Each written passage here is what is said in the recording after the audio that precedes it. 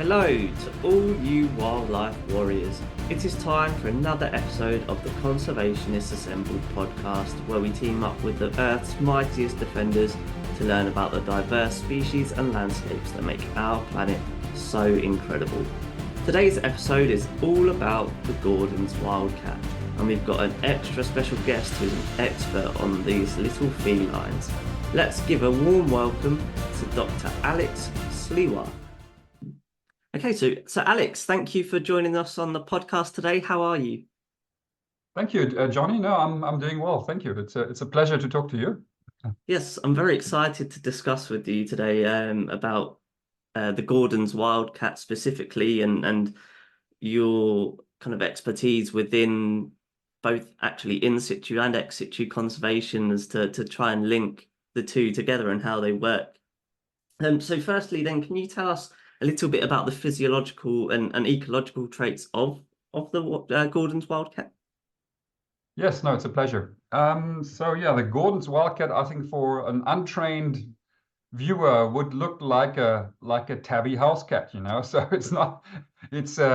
it's quite a specialized view to distinguish a Gordon's wildcat. It's essentially an Arabian wildcat. And taxonomically, it belongs to the recently split two species of wildcats. You know, the one is the forest wildcat, which is also the one that is in Scotland, you know, Scottish wildcat. And then the second one is the so-called African Asian wildcat. And the Gordon's wildcat is just a small population of this African Asian wildcat, but it's restricted to Oman, the Sultanate of Oman, and the United Arab Emirates. So in the essentially northeasternmost range of the African wildcat. And it's a pale, quite small desert version of this species or subspecies. So females are around 2.5 kilos and males 3.5 to 4 kilos. So a bit smaller than your average house cat. You know, definitely not a huge house cat like a Maine Coon or something, Sure. but it's your normal short-haired house cat.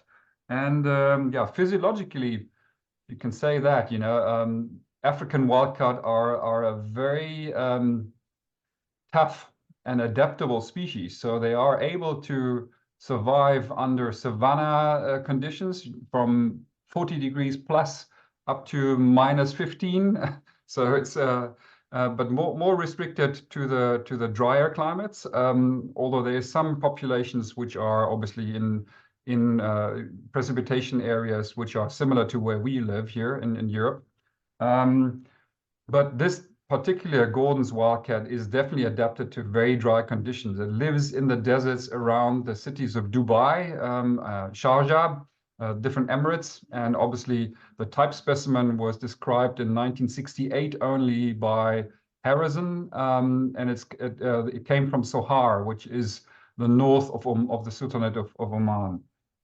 You could actually describe it as sort of a pale, small African wildcat, you know, very faint barring on the sides of the body. Characteristic of the African wildcat in general is it has rusty colored backs of the ears. There is no pure white. It has sort of an off-white underside and a bit of white on the nose, but there's actually no real white, which makes it the only way to really distinguish it from a hybridized or a domestic cat, which have often white on their paws, on their faces, on the underside, or they're even piebald. Yeah, and it's a remarkably tough species that can live almost as effectively as, let's say, the sand cat, which is a more even extremely adapted species to the desert conditions of this area. Yeah, that's about it. And obviously it survives with very low prey densities, but I think we'll get to that. Yes, I'm sure. Yes. So then, what kind of classification wise, and obviously then, you know, throughout its history of taxonomy, what are we kind of establishing the population trend and number and classification of the Gordon's wildcat at the moment? That's actually a big dilemma because it's difficult to, obviously the old taxonomy said it's a subspecies of Felis sylvestris, the wildcat at that time. And obviously over the last century, a number of so-called subspecies were described from the Arabian Peninsula, including Tristrami and Iraqi and other ones. And the Gordon's wildcat has been separated just by size wise and also by its coloration. But obviously this is phenotypic, so externally visible characteristics. It wasn't really manifested in bodily conditions, let's say. I mean, like there was no clear-cut difference to these other subspecies by, let's say, the skull measurements or bodily measurements. Although it is said that the auditory bullae, which are containing the inner ear of these cats, are exceptionally large, which is sort of it's similar to, let's say, the sand cat, which also works mostly to capture its prey by hearing.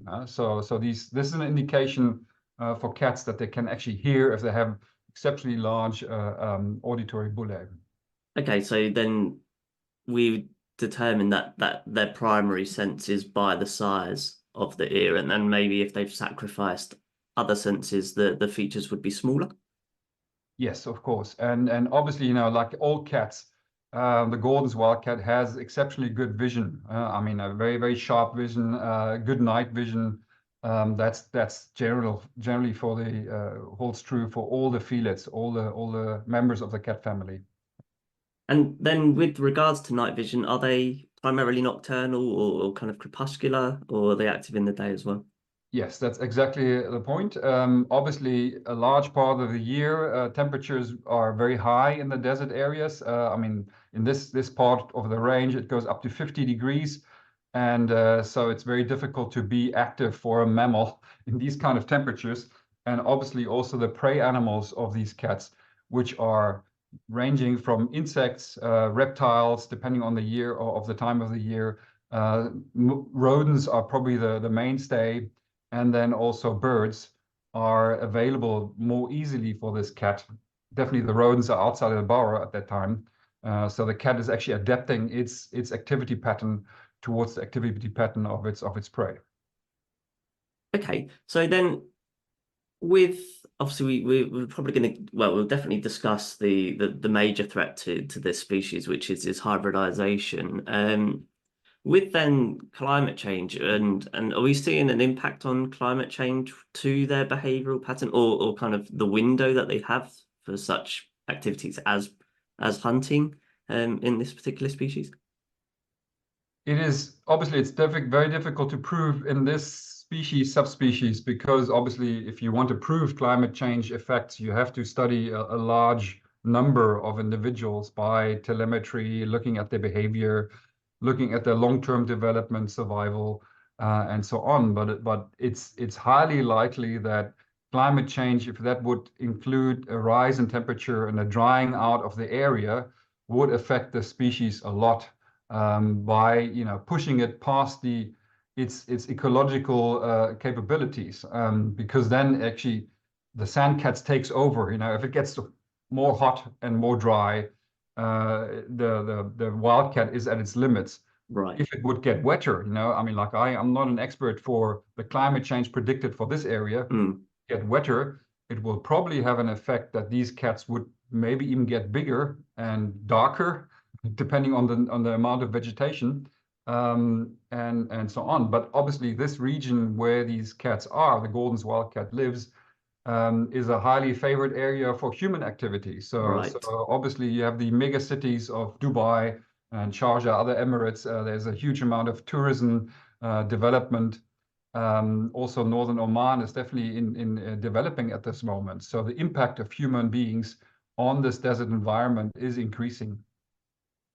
Okay, so then let's discuss the main threat of GWC, which is hybridization.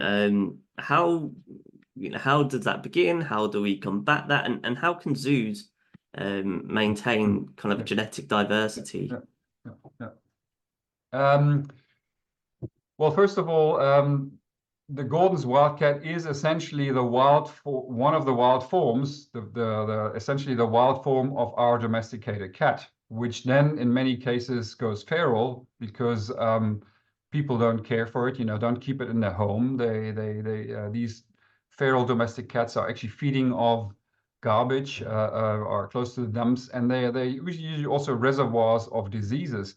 But the main threat is really that these cats which are favored by human activities, I mean, these feral cats, are interbreeding with these Gordon's wildcat, with these wild forebearers. So the genetic integrity of this subspecies of this population is threatened increasingly. And actually the zoos or the captive centers which are keeping Gordon's wildcats are, they're trying to preserve the original of these cats by keeping a pure population of them for the future. And that is by maintaining them over long time periods, keeping some form of breeding going.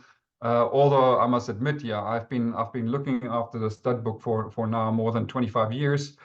The interest is very limited from zoos. It's not easy because this wildcat looks so similar to a tabby, and the general public doesn't see the point, to preserve something that is not as exotic. Obviously, if you compete with whatever, a fishing cat or an ocelot or a sand cat, it's more difficult to get zoos and their visitors actually fired up for this species. But it fulfills a very important role by preserving the genetic integrity of such a population. So then how many, because you say that there's not many zoos housing Gordon's wildcats, how many currently would you say are in Europe? In Europe, it's only 22. I just had a look. We have an online tool where everybody enters their information. So it's a bit less than half of them are in Europe. The other half is actually in Oman and in the United Emirates. And the total population currently is 58 Gordon's wildcats. So the population is small, and also the founder base is very small. It's based on just 6 founders. And obviously it would be very beneficial to expand that, to be able to include more wild caught founders after checking. Obviously, once you caught them, you need to genetically check them if there's any introgression of domestic or feral cats. Yeah, but that's, as I said, it's a small population. Hopefully we'll get some more people involved with it, and hopefully more collections will start realizing the importance of housing these species soon. So what role do Gordon's wildcats play within their wider ecosystem? The Gordon's wildcat is one of the small predators which fulfills a critical function in the balance of an ecosystem by controlling rodent numbers, being a selecting agent for diversity. Yeah, it's like every species on this earth, has an ecological role, and obviously it has that effect, and also, I mean, it's not really a strong prey animal, because they are in very low densities available, but still, in desert environment being so low in biomass, it's definitely an important species on this respect. And then with regards to conservation as a whole, what actions need to happen to help secure a future for this particular subspecies? Unfortunately, this is quite an ambitious undertaking if we want to secure it. So we actually have to make sure the governments, the people of the two countries are aware of the plight of this subspecies.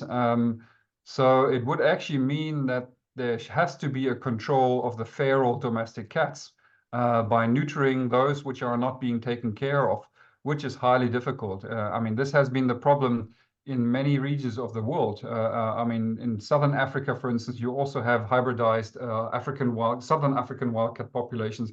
The most famous is definitely the Scottish wildcat, where you have a lot of introgression. Almost actually, there's very few purebred left. And there's currently a breeding project and release project going on in Scotland, which I'm also advising to.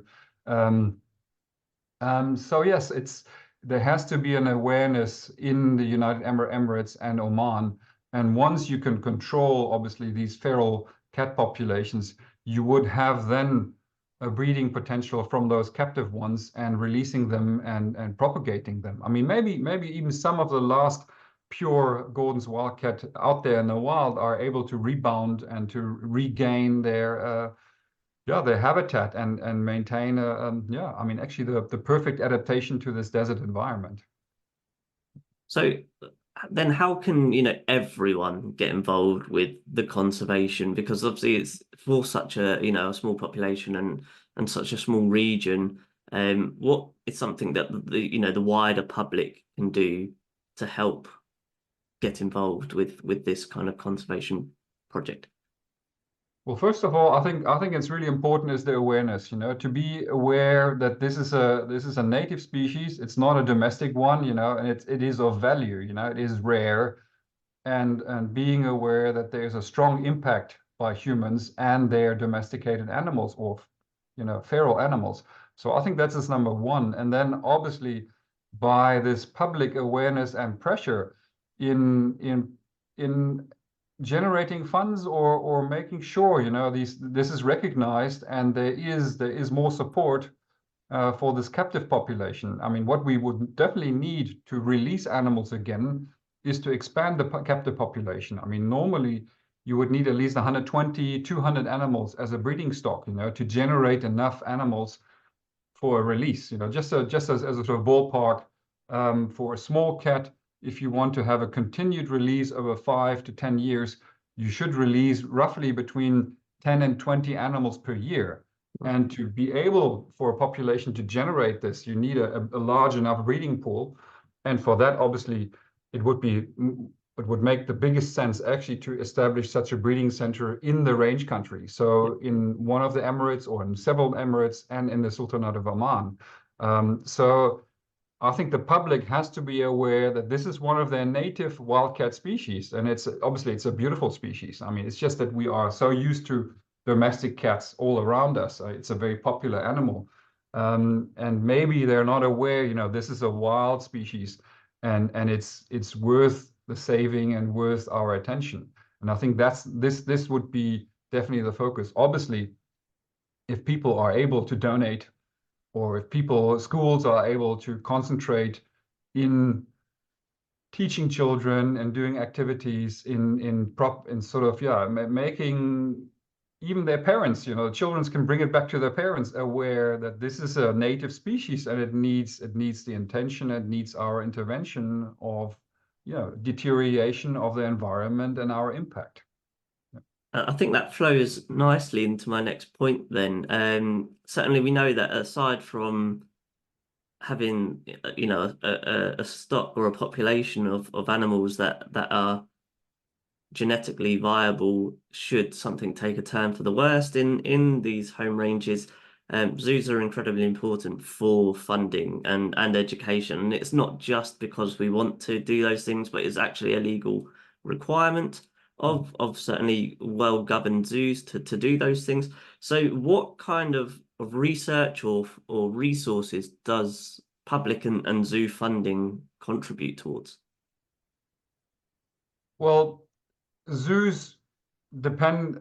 I mean, depends a lot, on how do you define a zoo and where that zoo is located and the obviously the economical situation of that zoo. So let's say here in Germany, most zoos are city-owned or state-owned. So they're a large proportion of the funding for a zoo and maintaining the animals and everything comes also from the public. So it is supported by the public, and only a smaller part is coming from the revenues from the zoo. So it's actually largely non-commercial. Obviously, those zoos need to look after their funds, but in general, the Gordon's wildcat is a very hardy species. It doesn't require a large amount of funds and keeping staff. I mean, it's not difficult to keep, and it's quite hardy. So luckily, it will not require a lot. Obviously, nowadays, which is good, a good exhibit should reflect the natural environment of a species. And obviously in the past we held small wildcats in very small and very environmentally impoverished enclosures. So those should be much better furnished, much more reflecting the natural habitat. And obviously with this feeds in the education to the public. And yeah, I think it's a crucial role zoos and the public can play in pushing this Gordon's wildcat and making it aware. You know, this is the ancestor of our domestic cat, which is obviously domesticated in a crescent in a fertile crescent. So essentially in Iran, Iraq area, but that's not far from the Emirates or Oman. So we're not even nowadays 100% sure that all the domestic cats came from there. Maybe there have been several centers of domestication. That's really interesting, and you have given us a really crucial insight as to how we've got to where we are with Gordon's Wildcats and what we can do going forward. So now I'd like to focus on you for a little bit and talk to you about your career and in a sense of paying it forward. Obviously, it helps hopefully inspire the next wave of conservationists. So firstly, then, when did or what drew you to working with Gordon's Wildcats? Well, this is a long question. This is quite a long question. To me, I would consider myself I'm a wildlife biologist by training, and my interest in cats and wildlife has been very long. It's I think my parents told me I was interested from about 4 years old, 4 years of age, and the cats have always been my focus and interest. And particularly the older I got, and actually through zoos, my interest was stimulated by that. It really focused on the smaller wildcats, not just tigers, lions, leopards, jaguars. And actually, the first Gordon's wildcat I've been seeing at Wuppertal Zoo, and which is about 60 kilometers from Cologne Zoo, where I'm working currently, and where I was curator 16 years before I started working here. Generally, my interest, I came into the zoo world, in the professional zoo world, as a wildlife biologist. So I did my master's on birds in Jamaica, and I did my PhD on aardwolf, which is a hyena relative, in South Africa. And my real passion then turned onto the black-footed cat, which is in the same habitat in South Africa, and which I've been working on 32 years in the wild and also in captivity. And obviously my interest has then diversified onto sand cats, which I'm also quite well known by now. And obviously also this desert adapted wildcat, which is the Gordon's wildcat, or you could call it the North African wildcat. Yes, and I must just say, I've been stubborn in pursuing my career. I've been trying to just hold on to my dream in researching these animals in the wild. And I had a long period of fasting. I didn't find a job easily. And but I thought, I had this determination in holding on and writing and reading up, and then finally actually doing this research after people started believing that I can actually do it. So I owe this to the black-footed cat, which I was really pursuing really hard, and I could show people, I would produce data, I would produce photographs, so I was producing reports. So these mostly NGOs and zoos started believing in my abilities, and I think I can only advise people who want to get into this. You have to pursue your dream, and it's a long stretch. It will take you a long time. You may be lucky, but yeah, it's economically quite tough. And to be just very, very honest, I had my first paid job with 34. So this is a very long stretch. But I can only encourage people. That's the only way to start, particularly on a less known, less sexy, if you would say like this, wildlife. Let's say elephant, gorillas, rhinos. It's the megafauna, lions. Everybody wants to do research on. And I obviously, as a child, also thought, wow, tigers are fantastic. I still like tigers, but obviously the small wildcats were really not not taken care of enough. So I really focused on that, and I must say I'm very happy, and I'm by now quite well known for them.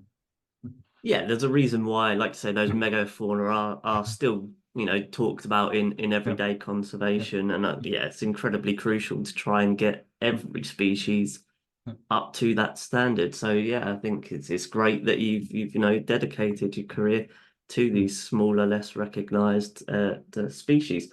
Would you say there's one lesson that small cats have taught you?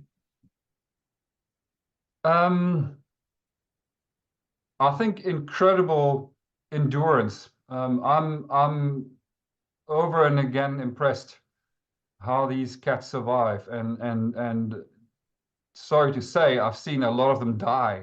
It's not all positive. I mean, the living in the wild, although it's romanticized by people, particularly those who are living in cities and who don't know, what the hardship is, can be extremely tough.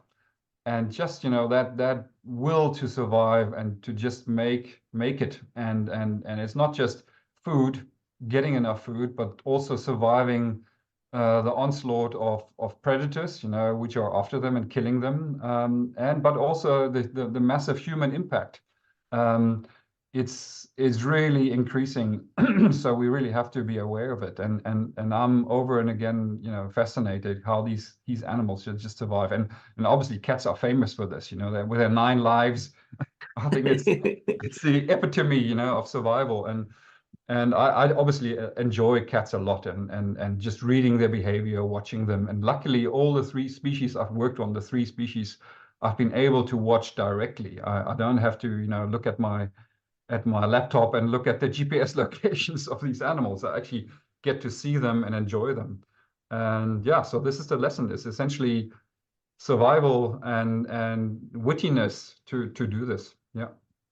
Yeah, I guess I've never really considered where the phrase 9 lives, originated from. But to hear you say about the resiliency, Yeah. it's quite fitting, and I suppose something that, yeah, when we most often refer to 9 lives within domestic cats, but and in more of a light-hearted way. But I suppose, yeah, it does very much ring true for these wild species. Yes. So, so you've mentioned you're now curator at Cologne Zoo, and we know there's no such thing as a typical day within, conservation. But what does, for lack of a better word, a typical day look like for you? So I'm responsible mostly for mammals here at the zoo. I have shifted quite a lot. I started as a primate curator, then had 15 different large enclosure building projects. So I had to learn a lot about building exhibits for animals. But yeah, my primary role in Europe for the European Associations of Zoos and Aquaria is that I'm the chair of the essentially cat specialist group. So it's called the Feel It Taxon Advisory Group. So I'm essentially since 21 years overseeing all the cat breeding programs in this association, with more than 300 zoos being part of it, and that's scientifically led zoos. So I'm very concerned. I'm very much involved in breeding programs on tigers, Siberian and Sumatran, on Asiatic lions, on sandcat, on jaguars, on different leopard subspecies.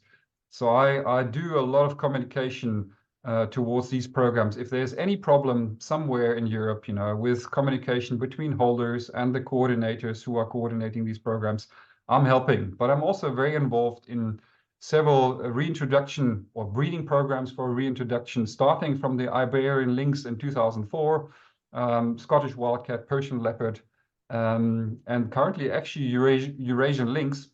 So that's sort of my desk job.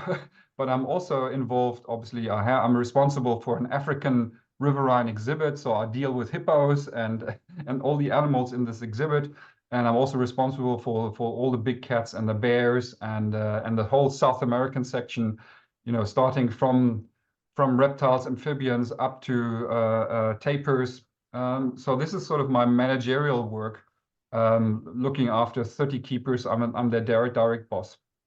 Um, Conservation, I'm working on, particularly for the black-footed cat, which is really my focus, my personal focus, even before zoos, but actually facilitated hugely by my connection with zoos.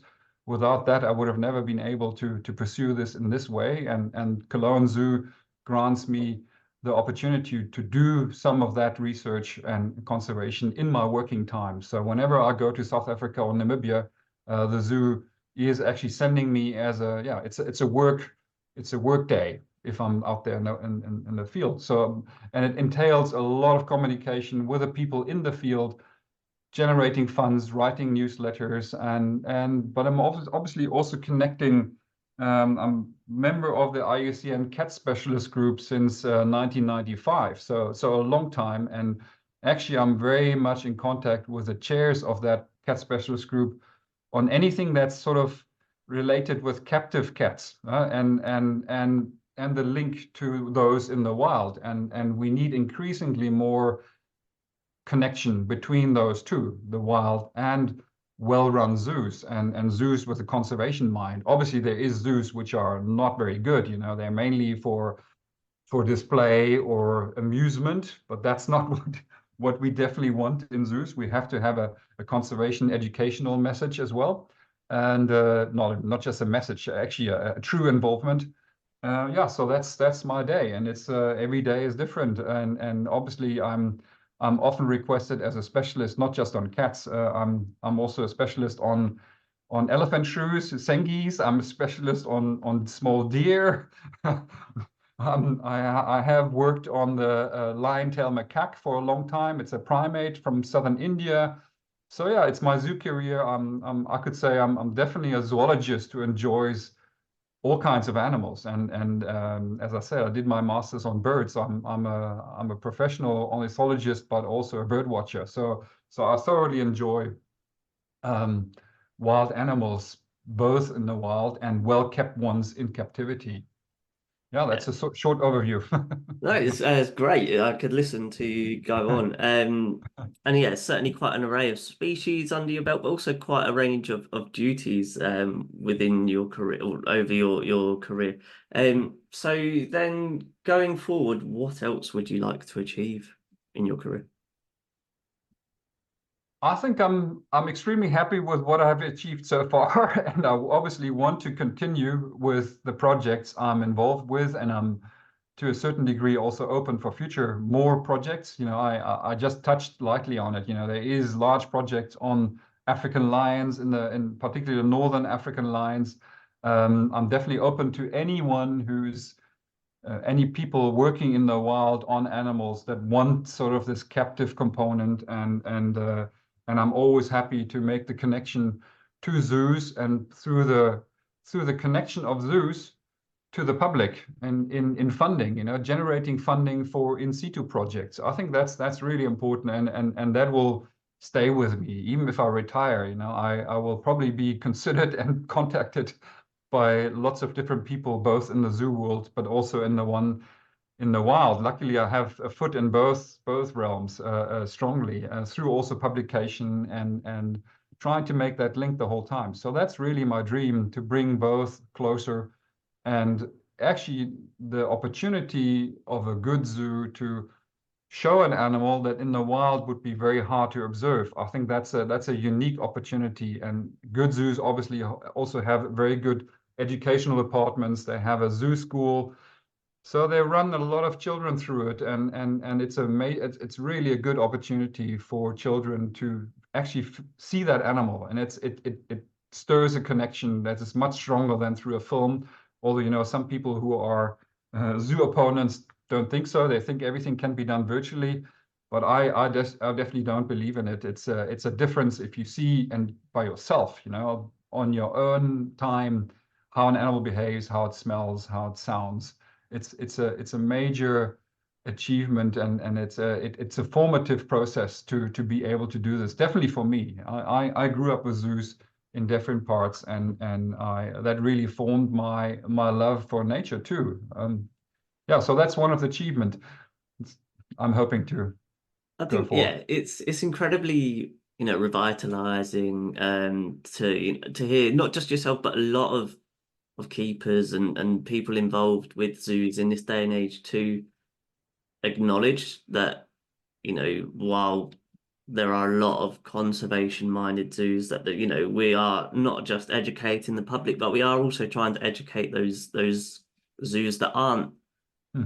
quite up to standard to improve. We're not saying that they shouldn't exist, but we're saying that, there's certainly room to improve and that they are, an incredibly important role within conservation and that they should be a mainstay, certainly while the status of biodiversity globally is in the state that it is in, that, we should continue what we're doing because it is incredibly important. Yes, I totally agree. So, knowing what you know now, when you were first looking to get involved in conservation, what advice would you give to yourself, or what advice would you give to someone who is just starting out their career within conservation? That's a difficult one. I mean, obviously you have to be open. It's never enough to network. Obviously, when I didn't have a secure job, I was essentially in research and at the same time always in conservation. I had this great sense of insecurity, and I always wanted to. But it's important to meet people, to address people, to write emails, to go by, to make connections, to go to presentations. Anything that's not just virtual. It's the human factor is huge. That personal part is I can just stress. People are, yeah, we are humans. So we are looking at not just images or written things. We are also connect through, yeah, body language and so on. And I think it helps. And my advice is really, yeah, try to connect. It's highly important. And it's sometimes a bit difficult, obviously, because if you want to work on wild animals, you have this sort of image in your head. I want to work in the wild, and I want to be, out there. But I can just tell you, the human part is massive. You have to always deal with people. I mean, it's for permits, for research, for funding, to connect with people. It's really important. And I obviously I'm not the best person to give advice on that because I really, but yeah, in a way I was lucky and yeah, I somehow pulled through and it worked out and you get better, obviously. You overcome your shyness and your initial hesitations by also becoming more confident through your own work. So if you specialized in something, at some point people want your advice and people want your expertise, and that gives you more and more confidence, and by that you get obviously more connections.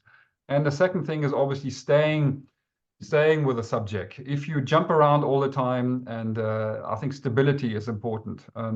You cannot expect to become an expert in 1 year. I mean, it will take many years, and on some subjects I still learn after 30 years on my subjects.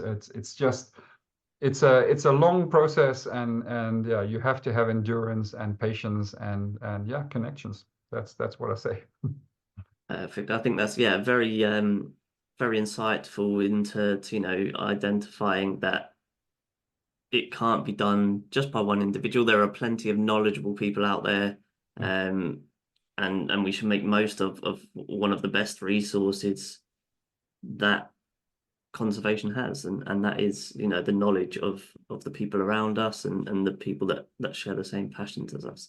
And so, Alex, that does give us a lovely, wonderful insight into your career. So we're just going to finish up the episode with some fun questions, just to have a bit of a light-hearted moment, because conservation, like I say, is very taxing. It's something that you're never truly done with. So for a man that's been around the world and seen lots of species, you may have seen all of the species that you ever anticipated seeing, but are there any species that you'd absolutely love to see in the wild?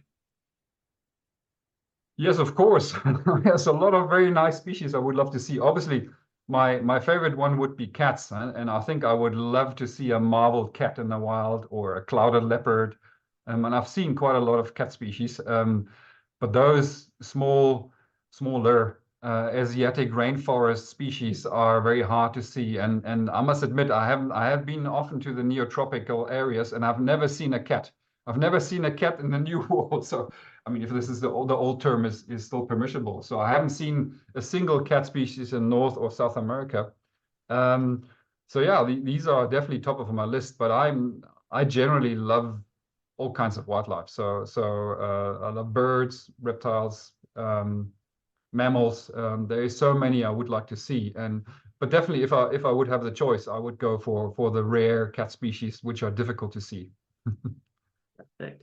And then moving on, oh, it's kind of similar then. If you know, if you could live anywhere or spend an extended amount of time anywhere, is there a particular continent that's kind of stolen your heart? I can definitely say that Southern Africa is my second home. So I'm German. I'm living in Germany, but definitely Southern Africa. I have spent a significant amount of my life there, and it's really my home. So it's my heart. My heart is there. So, but it's possible, and I will continue traveling there and staying there for many weeks a year. So that's definitely my plan. Yes. Yeah, I think there's certainly a reason why tourism is very popular out in Africa with regards to the wildlife that's found there. So yeah, certainly I've never been. One day, I'm sure I'll get out there. When you're not working, how do you keep busy? Obviously, again, like we've said, we do dedicate our lives to conservation, but it's important to have something to take your mind off of it. So how do you keep busy when you're not working with animals? I mean, my big hobby is photography. I have started when I was 11 with photography and bird watching. So for wildlife photography, nature photography is my favorite, and I spend a big amount of my time on it. And first of all, doing all my travels, and then the processing of the pictures and actually disseminating it to a degree. And obviously, social media is now the way. You know, I have two social media sites. Obviously, mine, Alexander Sliwa, and the second one is Black-footed Cat Life. It's called, and I'm posting every 4 days something on it, and I'm trying to always select a nice picture and then obviously write an informative short text with it. So yeah, the public and more people subscribing are getting an insight, and I think and that obviously came from my children. I have three girls in their 20s, and they have encouraged me to do this because they say this is the future. This is the future of influencing future conservationist people, you know, getting them fired up for the nature.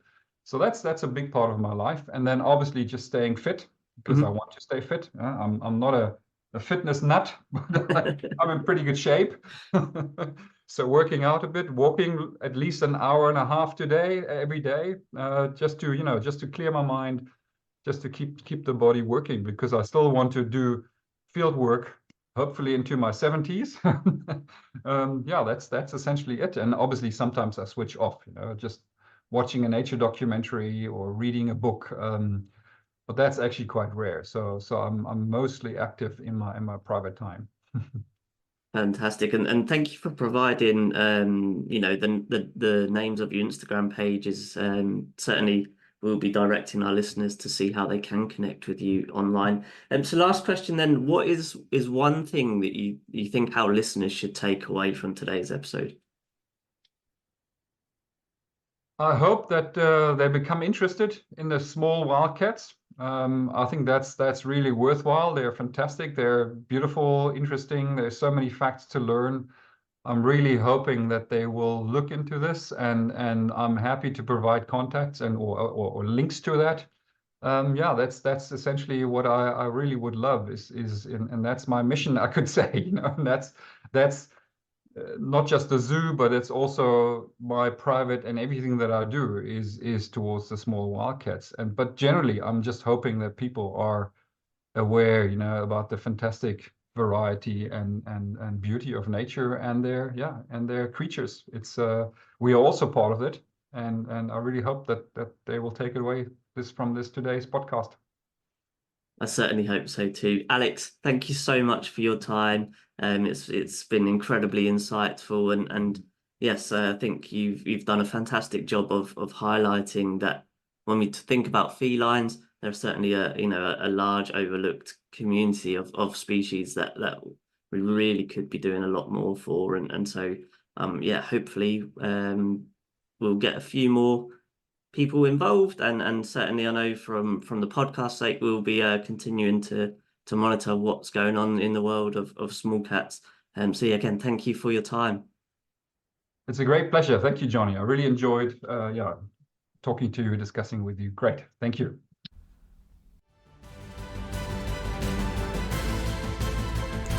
Well, folks, that's a wrap on another exhilarating episode of the Conservationists Assembled podcast. Dr. Alex served up some serious wisdom that I hope has left you feeling inspired. If you do feel this way, then don't be shy. Show some love for this podcast and Alex's work by giving them a follow on Instagram and spreading the word. And hey, if you're feeling extra generous, drop a rating and share it with your favourite people. This way we can keep the good work going and bring you more epic conservation heroes. So a big thank you for tuning in, and don't forget to catch us next time for another awesome wildlife adventure.